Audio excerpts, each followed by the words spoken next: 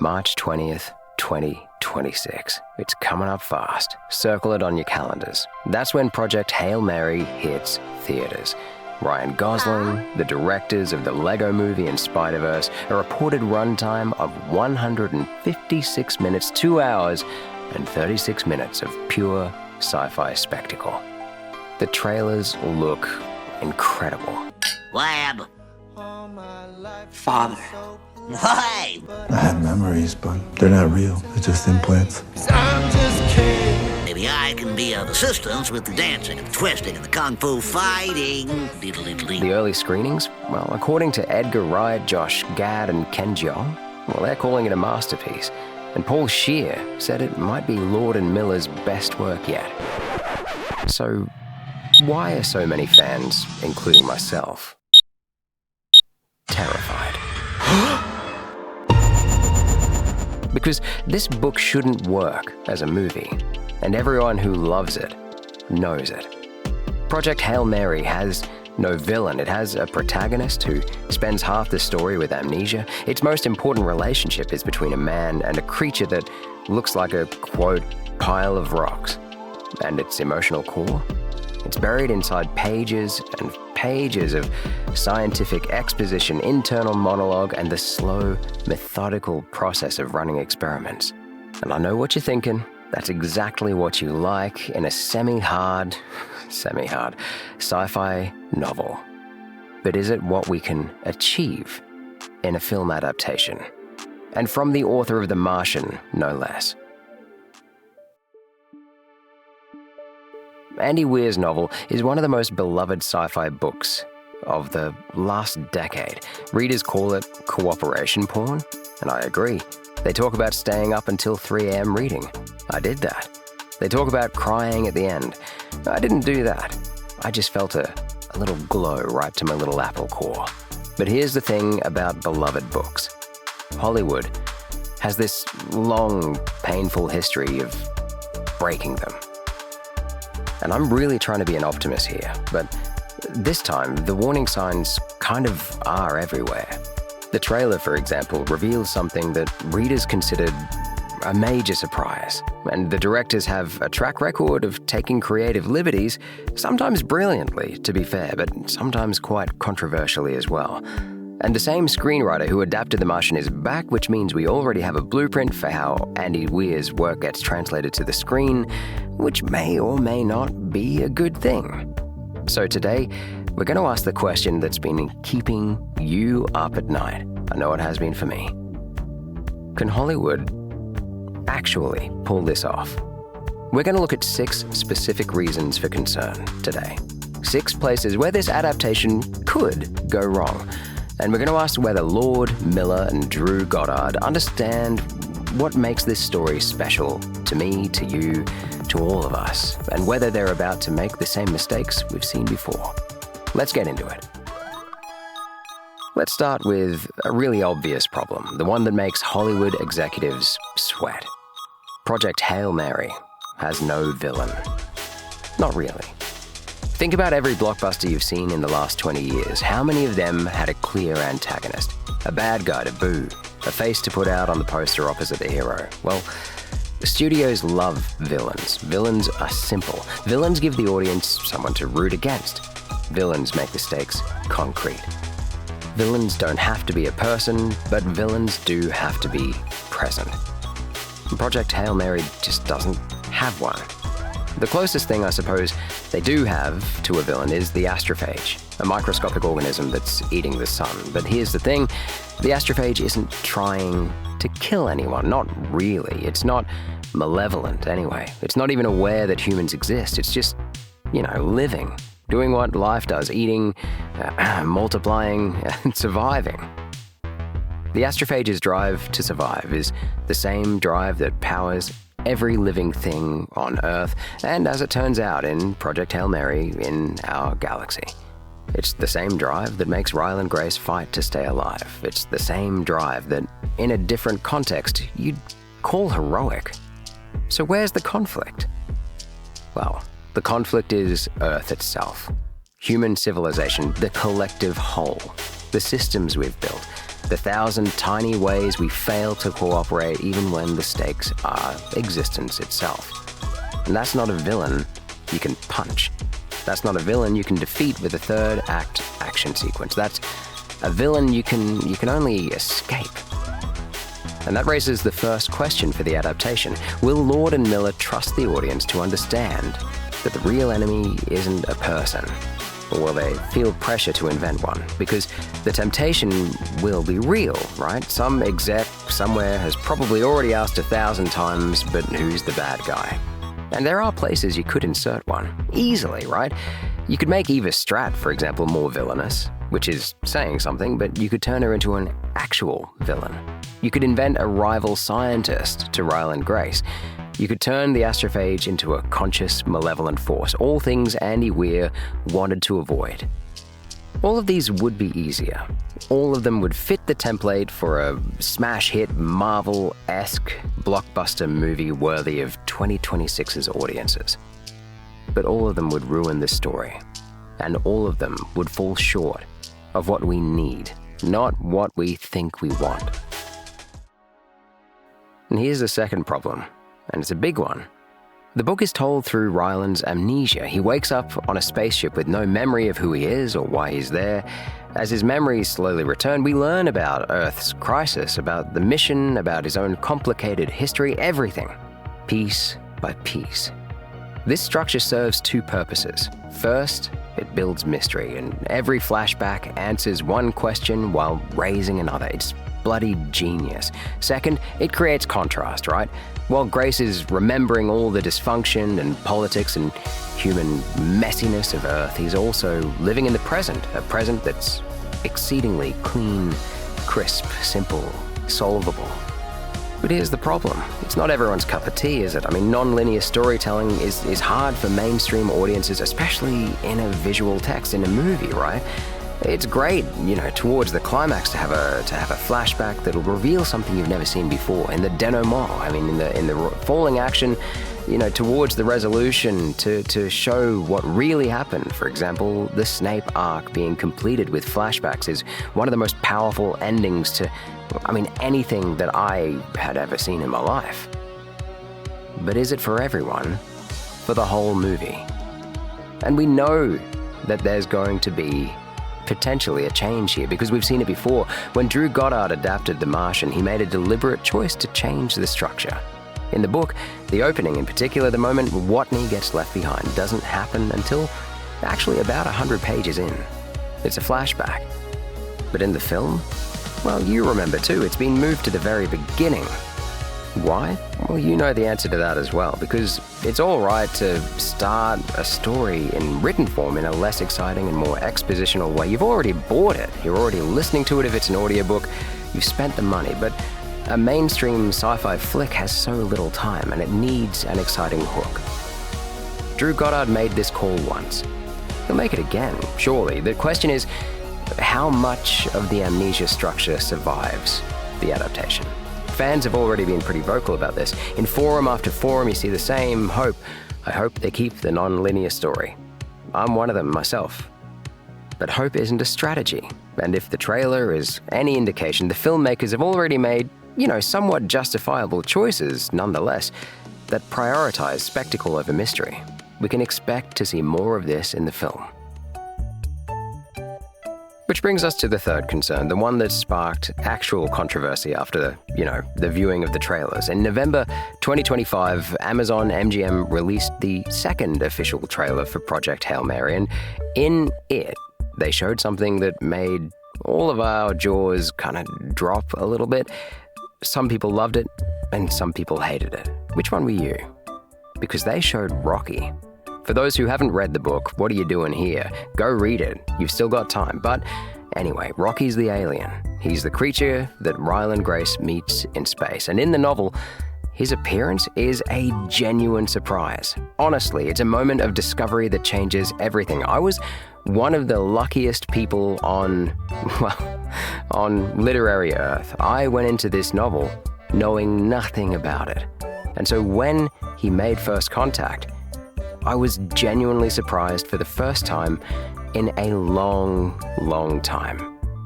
The reaction from the fans was immediate and quite intense, to be honest with you, after the trailer came out, because you cannot recreate your shock and surprise, but it seemed to be a little bit too much of a gimme for people who had never even heard of the novel. People were saying stuff about, why would you give that away before the audience even walks into the theater? Some defended the choice, though. They argued that including Rocky ensures audiences know that this is like a buddy comedy or a first contact story rather than a typical evil alien sci-fi film. They pointed out that, discussions about the book always center on Rocky, and he's my favorite character. So the trailer isn't really revealing anything new, especially to those of us who've read it, but even to people who have heard of it before in any way, shape, or form. But here's what the defense misses. The surprise isn't Rocky and his existence in general, it's about the experience of discovering him. The book spends pages and pages building isolation, loneliness, the crushing weight of being alone, and then slowly, tentatively, Grace realizing that he's not alone after all. And that experience can't be replicated if you already know what's coming. Now, I'm not an ignoramus. I know that people go into movies having watched videos like this one that tell them exactly this kind of stuff. But can we at least live in hope that some people arrive at the theater having not watched the trailer at all that gives away the major plot point, in my opinion, of the entire novel? Not anymore. Phil Lord responded to the backlash indirectly, saying, "There's a balance between honoring the fans and inviting new audiences. People who know the book will still get a rich experience, and those who don't, well, they'll come for Gosling and stay for the science." But here's the uncomfortable question that goes along with that. If the filmmakers are willing to reveal Rocky this early, what else are they willing to change? Because early reactions from Hollywood screenings suggest that despite the spoiler concerns, the film, it works as a film. Josh Gad, who read the book, said, "I knew exactly where this story was going, and yet I found myself completely undone by the emotional weight of it all." And that's encouraging, but it does not erase my anxiety on its own in isolation. And here's the fourth concern. It's the one that cuts to the heart of what makes Andy Weir's books special, to me anyway. The science. Andy Weir writes books where the hero solves problems through meticulous, methodical, scientifically accurate work. Ryland Grace doesn't have superpowers. He has a PhD, which to me seems like a superpower, but, in terms of Marvel, it's peanuts, and a stubborn refusal to die. But here's the problem that I see with that. See, because most of the science that we see, quote-unquote, in the book is actually internal. It's thinking. It's running experiments and waiting for results. It's the opposite of cinematic. We saw this play out with The Martian, too. As one analysis put it, the book feels more like a story about how Mark Watney survived. As the movie cut most his problems and almost all of his solutions, it feels more of a story about how Watney was rescued. Another commenter noted, the book devotes more time and energy to explaining the science behind Watney's actions and innovations. Cutting down on the scientific explanations helps with the length and with making the film appeal to a broad audience. But here's another uncomfortable truth. Even people who loved the books wouldn't like watching 5 hours of techie monologues. And I hate to agree with them, but they're probably right. See, Project Hail Mary has even more science than The Martian, and it's more integral to the plot than The Martian. The solutions Grace devises aren't just survival mechanisms, they're the entire point of the novel. They save the day, as well as the friendship, obviously. So the question becomes, how much science survives the adaptation? And the early signs, they're mixed. See, the runtime, 156 minutes, is longer than The Martian. Definitely, that is true. That suggests that they're giving themselves a little breathing room, but length alone doesn't guarantee fidelity. Christopher Nolan recently defended long runtimes, arguing that younger viewers want longer, denser films, preferring to pay for a substantial experience rather than a quick, shallow one. Now, my fifth concern is about the actual people in charge of the show. Phil Lord and Christopher Miller are brilliant filmmakers. I'm not doubting that. They made the Lego Movie, which I fucking love. They made Spider-Man Into the Spider-Verse. They made 21 Jump Street. Their track record is nearly spotless on paper. But Lord and Miller, they have this really specific approach to adaptation. They like to, quote, take existing properties and turn them into something completely new. Now, what the hell does that mean? Well, for example, 21 Jump Street was this really loose adaptation of the TV series. Cloudy with a Chance of Meatballs, another one of theirs, retains the title, premise, and a few illustrations from the original book, but is otherwise completely original. Spider-Verse has, quote, nothing to do with the plot of the 2014 Spider-Verse storyline from the comics. And this approach, it works brilliantly when they have this creative freedom. I mean, it definitely failed box office-wise when they were constrained, as with Solo, where they departed the project due to, quote, creative differences with Lucasfilm. No one ever likes to hear that. It's like a death knell, isn't it? Creative differences. It means you fucking hate each other. The question for Project Hail Mary is, which version of Lord and Miller are we getting? The good news is that Andy Weir is a producer on the film, and that suggests a level of collaboration and trust, and I haven't heard anything yet about creative differences. But Lord and Miller have also spoken passionately about the material, and Chris Miller called out the challenge of making audiences, quote, care for an alien creature who looks like a pile of rocks. I mean, I take that personally, by the way, because I look like a pile of rocks. But anyway, Phil Lord emphasized as well that the story is about loneliness, ingenuity, and hope. They get it. I know what you're asking, though. I mean, you're asking, just because they get it, have they been allowed to? And have they trusted themselves enough to execute it for the audience that I care about, the fans of the book? Early reactions from Hollywood screenings are overwhelmingly positive. Edgar Wright called the film stunning. Paul Scheer said it might be their best work, and that makes my heart sing, I'll be honest with you. But here's the thing about early reactions. They're from industry insiders, not fans. They're from people who might value spectacle over fidelity. I mean, it's a lucky Venn diagram if you get someone who's seeing these premieres who's also a massive Andy Weir nerd. They're not the ones who spent nights crying over a fist bump, like the people that I know. The sixth concern is, to me, the most important one, and I know it's probably the one for you as well, that determines whether this adaptation succeeds or fails. The friendship itself between Ryland and Rocky. In the book, this relationship sneaks up on you, right? It starts with fear and misunderstanding. It builds through this shared problem solving, and by the end, it's devastating. In a good way, right? I read this thing, here it is here, where someone coined a phrase for this. It's probably been spread all over the internet, but this is where I saw it. They call it cooperation porn. It's the almost climax-like utopian, let's use the word utopian, pleasure of watching intelligent beings working together across every conceivable boundary to get to their goal. Chris Miller understands this challenge, obviously. I mean, he said, that's what makes you want to, when you're reading the book, keep reading, because you suddenly are caring about an alien creature who looks like a pile of rocks. Shut up, mate.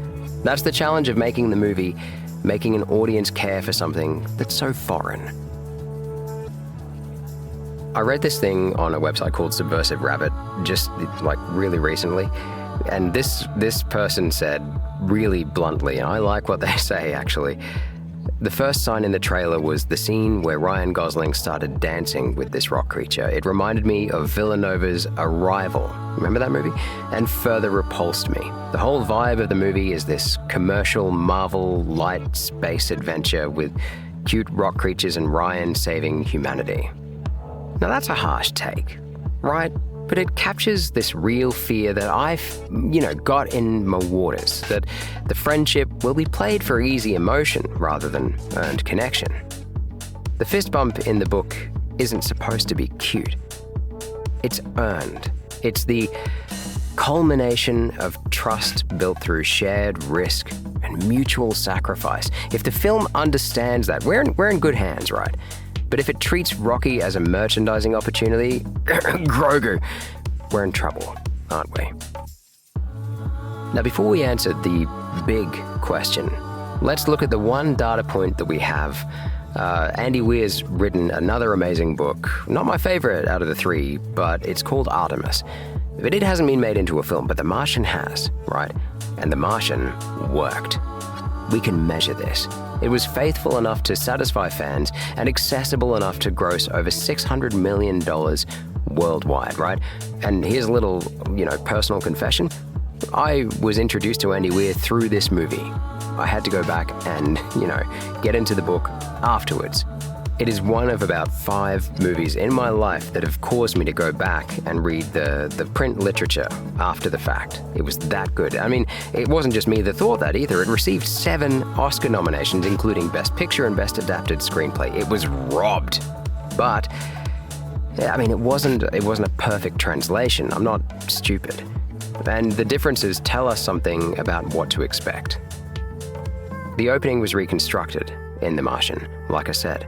The science was trimmed, which, doesn't affect me as a new audience member and as someone who, I like the idea of science and I love hearing scientific words like, photosynthesize me, baby. But, I'm not an actual scientist. Are you? The science was trimmed, right? Some characters were changed as well, which I do take huge issue with. Venkat Kapoor became Vincent Kapoor. And Melissa Lewis's portrayal shifted slightly as well. The ending added an epilogue showing Watney teaching cadets, which I didn't really mind, but it wasn't strictly necessary. And none of these changes ruined the film, but they changed its emphasis. It wasn't Watney on Mars, it was Watney trying to get back to Earth, which in itself is not a bad thing. But what are they going to do to Project Hail Mary? Earth is completely forgotten by the end of that book. And that was an entirely purposeful choice that Weir made. We are supposed to not understand what's happened on Earth. Ryland Grace moves on, having become the hero that everyone wanted him to be through terrible trials and tribulations with his new bestie, Pile of Rocks. Fuck you for describing him like that. But what are we going to do if he ends up heading back towards Earth? God forbid. Both book and movie tell both of these stories, but this is a matter of emphasis. The Martian emphasized the rescue over the survival. It prioritized spectacle over process. It made choices that served the medium. And the question for Project Hail Mary, logically here, is whether those choices will serve the story or will they serve the box office. We all kind of have an inkling in the back of our mind, don't we? Which one we know Hollywood producers tend to serve. Okay, we've spent a lot of time on the anxiety. Let's now just do some mindful breathing. Okay, and let's talk about why this might actually work, all of this adaptation stuff in the end. Because first, we've got the runtime, right? 156 minutes. It is a statement. It says we're not rushing this. We're giving the story room to breathe, right? And second, we've got the cast. Ryan Gosling, the perfect example, has exactly the right energy for Ryland Grace. Charming enough to be likable. Yes, he is a bloody charmer, isn't he? But with enough depth to sell this vulnerability that we need from Grace. And I've seen the trailers just like you have. And it's not shiny Gosling, it's matte finish Gosling. That's the one we need. Stay away, shiny. Sandra Hüller as Strat as well is inspired. She can play this ruthless character without playing the evil that I suspect in my cynical heart of hearts that the producers might try and bring out. And third, the track record. Lord and Miller have made us cry over Spider-Man. God, have they made me cry over the Lego movies. And if anyone can make us cry over a pile of rocks, fuck you for describing him like that, it's them. Fourth, the early reactions, right? Let's go back to them. Edgar Wright, Josh Gad, Ken Jeong. These aren't like shills. These are respected filmmakers and performers. And when they call something a masterpiece, and they did, it means something to me. And I know it does to you as well. And here's a quote that I got from Ken Jeong, and he said, "It's one of the most beautiful and human movies that I have ever seen." You can't top that, can you? And fifth, the people involved seem to understand what makes the story special, don't they? They talk about loneliness. They talk about hope. They've done the interview circuit. They're giving us all the right buzzwords. They've talked about the challenge of making audiences care. They're not just selling spectacle. At least they're giving lip service to that. They're selling us heart. And that's what I want. So where does that leave us? Well, March 20th is coming. The tickets will go on sale. The reviews will drop. Everyone will disagree at some point, and eventually we'll all sit in that theater and see for ourselves. Will the film find a villain where there isn't one? I fucking hope not. Will it keep the amnesia structure or flatten it for mainstream audiences? I fucking hope it does. Was revealing Rocky a sign of deeper problems, or was it just some smart marketing to make sure that everyone knew what they were walking into in a good way? I don't know. How much science survived the edit? Does it matter? Which version of Lord and Miller showed up? The brilliant renegades or the constrained franchise players? And most importantly, did they earn the friendship that we see between this pile of rocks and our favorite cowardly hero? Two beings from different worlds, different biologies, different everything. And they find a way to connect. That's all that we're all looking for, isn't it? Someone to bump fists with. Someone on our side. Someone who sees us as a partner, not a threat. The book worked because it understood that the real enemy isn't a person. It's the systems we've built. The ways we've learned to fear and compete in late-stage capitalism or otherwise.